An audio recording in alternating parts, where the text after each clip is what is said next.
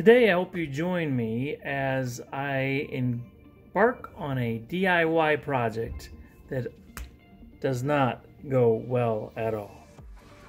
Today on Austin's American Flyer YouTube page.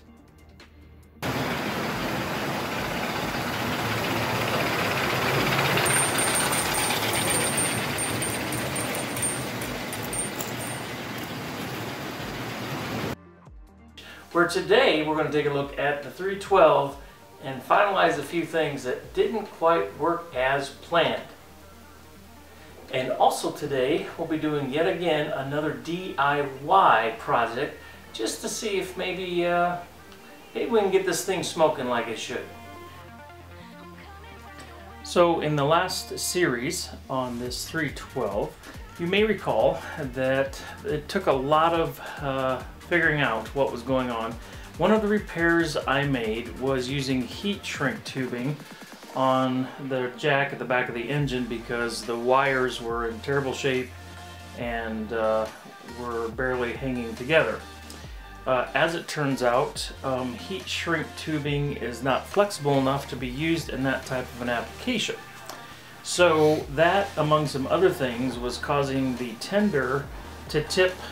Depending on which way the engine went around a curve, it would tip and actually lose connectivity with the track and the pickup wheels.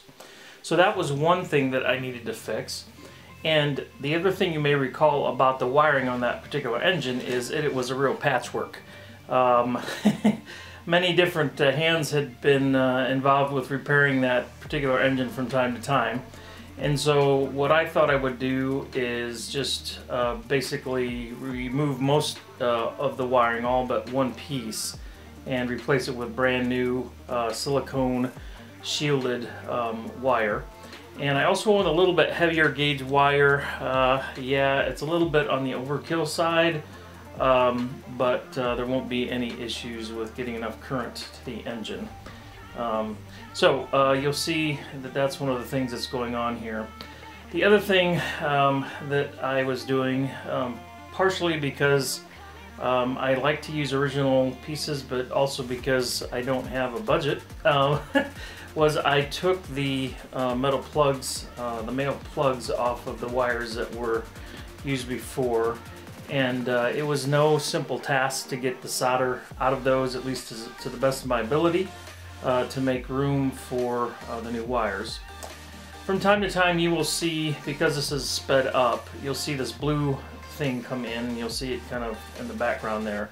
I've mentioned this in the past, and I'm sorry I don't recall where I picked it up, but it actually sucks up solder.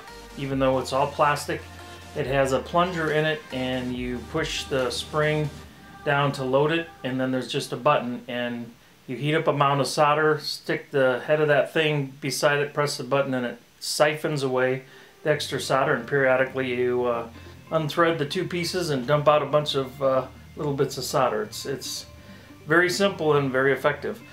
Nonetheless, that's something I used here, both with the male plugs trying to get all that solder out, and then when I was reattaching to the tops of the trucks, there were some pretty hefty balls of solder there too, which we're going to come close, if not interfere with the bottom of the SIT unit.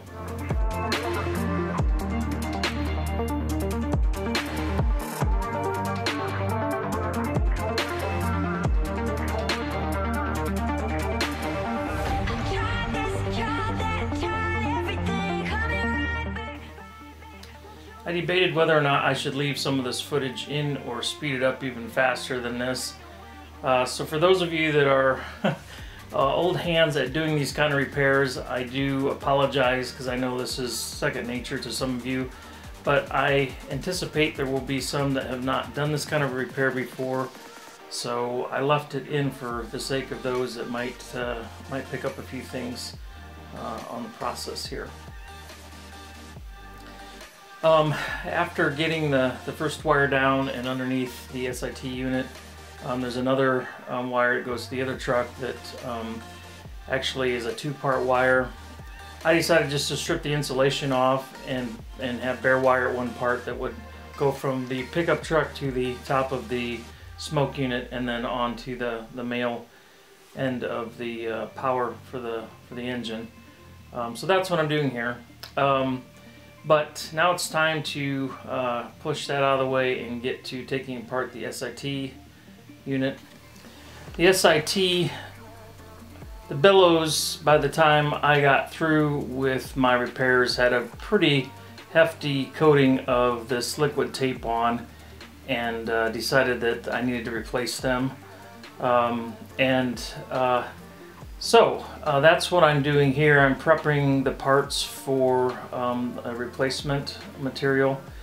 And one of the things, I've done this kind of repair before, and I decided that this time I wanted to make very sure the surfaces where the new bellows is going to be attached to be nice and clean. So after removing as much of the old material as I could, you can see I go over it with Dremel tool with an abrasive attachment. Again, I don't want to remove much material at all, just get whatever glue was on there off so that the new seal would be firm and there wouldn't be air leaking. So that's what you see me doing now.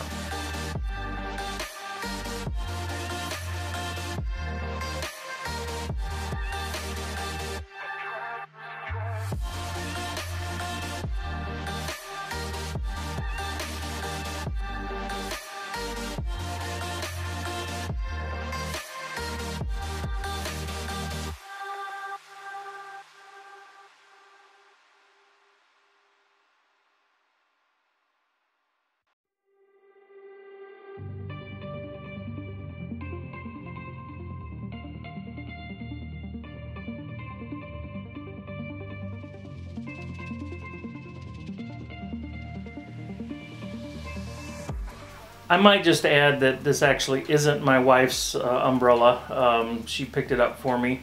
And about 2 years ago, I had a very, very flowery umbrella that I tried this on, and didn't have good measurements, and it didn't end up working.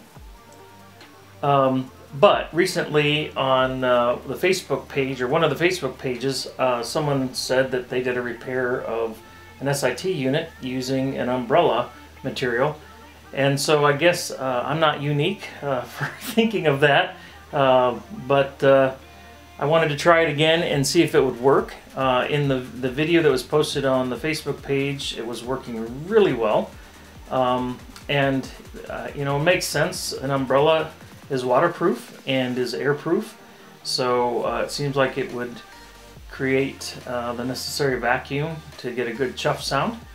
So what you see me doing next is just, you know, slowly but surely using the liquid tape and applying it to one side of the bracket, and then going to the housing next after I get the bracket set.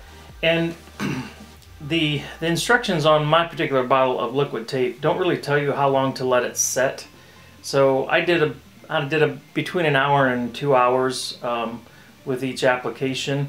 It seems like it sets up pretty quickly, and so time will tell if that doesn't hold up. But it seemed like it was pretty firm by that time. One of the things, just like using rubber cement, it's just kind of a mess, and it's really hard not to have a mess when you're using it. And so you'll see me wiping my fingers from time to time here. But because my voice will just drone on and on, I will be still, and we'll play a little music here. Enjoy.